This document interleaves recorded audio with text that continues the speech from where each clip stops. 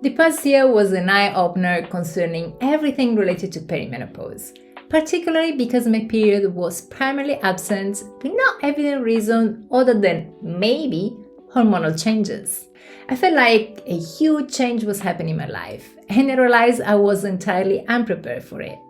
So I obviously decided to dive deep into the topic of menstrual cycle and perimenopause. And with just one change, my period was magically back. My name is Claudia, I'm a 45 years old holistic nutrition coach with a master's in human nutrition and dietetics, and I help busy women in the 40s to take control of their health. Let's step back for a moment and let me give you the full picture of what happened. If you watched my video discussing my growing fear of menopause, you're aware that I had a contraceptive implant for 9 years, a duration through which my period vanished altogether, no symptoms, no bleeding. I felt it was a blessing. At 42, I made a decision to have it removed and stopped using any hormonal contraceptives. After that, for nearly 3.5 years, my period was unpredictable and getting more and more sporadic, so much so that in the last year showed up only twice. You can likely imagine doctors' explanations. It's perimenopause.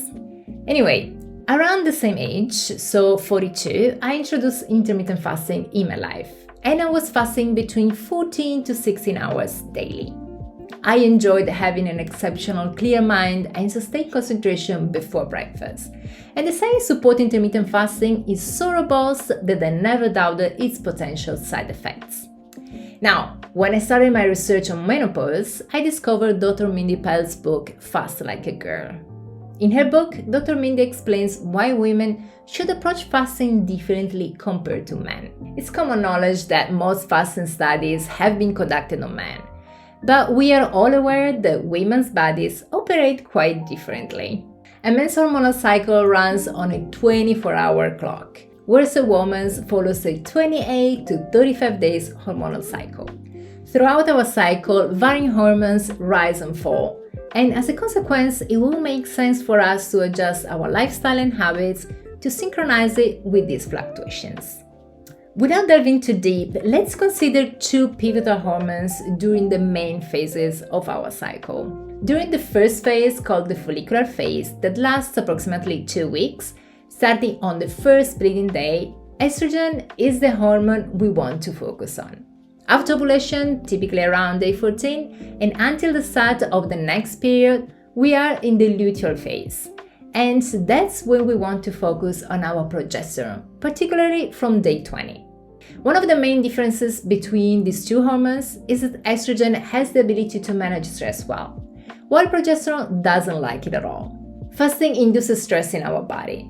It's a type of stress called hormetic stress, which is a form of positive stress that builds resilience within the body. Now, if we induce that stress in a moment during our cycle when we are producing progesterone, this production can be disrupted.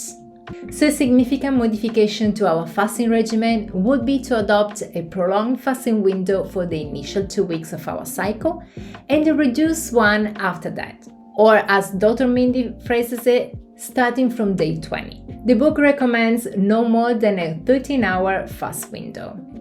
If you're used to a 16 hours fasting and you really don't get hungry first thing in the morning, this could be a big change.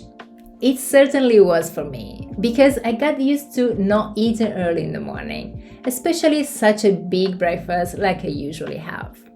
Another option would be to move dinner to a later hour, but that wouldn't be ideal since I want to stop eating at least 3 hours before bed. My solution was to prepare keto mini brownies weekly, breaking my fast after 13 hours with a couple of these during my luteal phase. By the way, let me know in the comments if you would like the recipe for this. You may wonder, why keto? Because as Italian, I'm used to have a sweet breakfast, and even if I do want to break my fast, I definitely don't want to spike my blood glucose.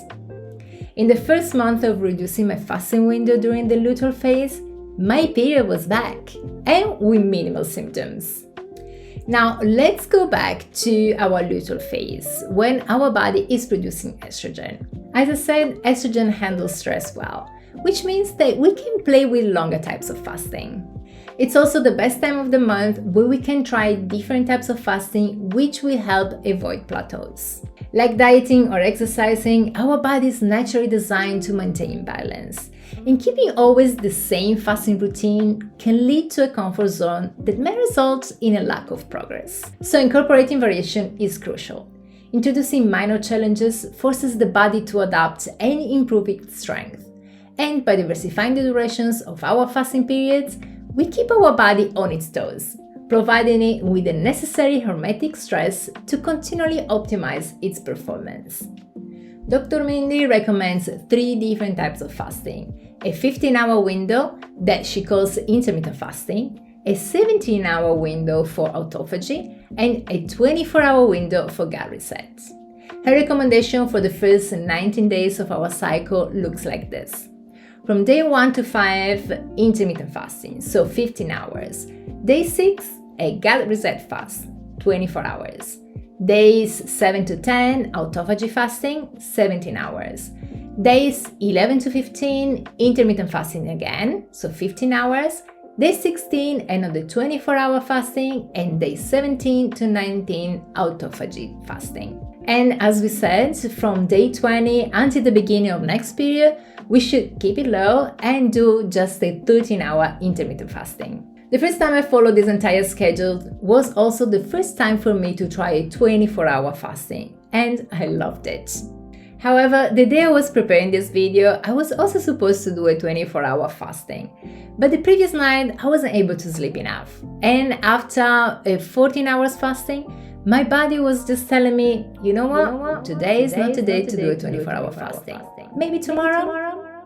And so this is to tell you that following some directions is great, but let's not forget that everyone's body is different. Every day is a different day, and our body is our queen. So let's not forget to listen and honor her. Now, would you like to know one more change I made since started healing my period? You should watch this video next. If you're new to my channel and want to take control of your health, make sure you subscribe right here to watch new videos every Wednesday. And if you need personalized help to improve your health, consider working with me through the link in the description box. Thanks so much for tuning in e ci vediamo nel prossimo video. Ciao!